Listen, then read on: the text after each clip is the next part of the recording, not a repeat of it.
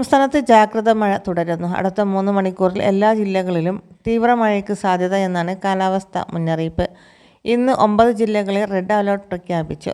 കാസർഗോഡ്, കണ്ണൂർ, വയനാട്, തൃശൂർ, എറണാകുളം, ഇടുക്കി, ആലപ്പുഴ, പത്തനംതിട്ട എന്നീ ജില്ലകളിലാണ് red alert പ്രഖ്യാപിച്ചത്. മലപ്പുറം, പാലക്കാട്, കൊല്ലം, തിരുവനന്തപുരം ജില്ലകളിൽ ഓറഞ്ച് അലേർട്ടാണ് പ്രഖ്യാപിച്ചിരിക്കുന്നത്. ഒറ്റപ്പെട്ട ഇടങ്ങളിൽ ശക്തമായ മഴ കിട്ടിയേക്കും എന്നാണ് മുന്നറിയിപ്പ്.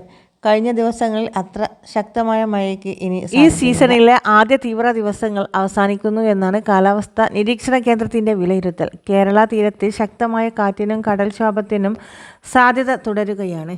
മത്സ്യബന്ധനത്തിന് വിലക്കുണ്ട്. കാലവർഷക്കെടുതിയിൽ ഇന്നലെ കനത്ത നാശനഷ്ടമാണ് സംസ്ഥാനത്ത് ഉണ്ടായത്. 10 പേർക്ക് ജീവൻ നഷ്ടപ്പെട്ടു. വിഴിഞ്ഞത്ത് നിന്ന് മത്സ്യബന്ധനത്തിന് പോയ 9 പേരെ ഇനിയും സഹായമാത, ഫാത്തിമ മാത എന്നീ വെള്ളങ്ങളിലെ തൊഴിലാളികൾക്കുള്ള തെരച്ചിൽ തുടരുകയാണ്.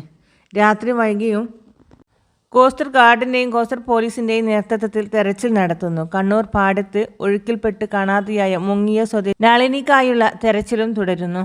ശക്തമായ കാറ്റിലും മഴയിലും വീടുകൾക്ക് മുകളിൽ മരം വീണും മണ്ണിടിഞ്ഞും വൻ നാശനഷ്ടങ്ങൾ ഉണ്ടായിട്ടുണ്ട്. ട്രാക്കിൽ മരങ്ങൾ വീണതോടെ മണ്ണിടിച്ചിൽ ഭീഷണി ഉയരുന്നതിനാൽ കൊട്ടിയൂർ പാൽപുരം റോഡിലുള്ള രാത്രിയാത്ര നിരോധനം തുടരുകയാണ്. ഇന്നലെ രാത്രിയോടെ മഴ കുറഞ്ഞെങ്കിലും താഴ്ന്ന പ്രദേശങ്ങളിലും കയറിയ വെള്ളം ഇറങ്ങിയിട്ടില്ല. 2000-ലേറെ പേർ ക്യാമ്പുകളിലേക്ക് മാറിയിട്ടുണ്ട്. കനത്ത മഴ തുടരുന്ന സാഹചര്യത്തിൽ സംസ്ഥാനത്തെ 3 ജില്ലകളിലെ എല്ലാ വിദ്യാഭ്യാസ സ്ഥാപനങ്ങൾക്കും ജില്ലാ കളക്ടർ അവധി പ്രഖ്യാപിച്ചു.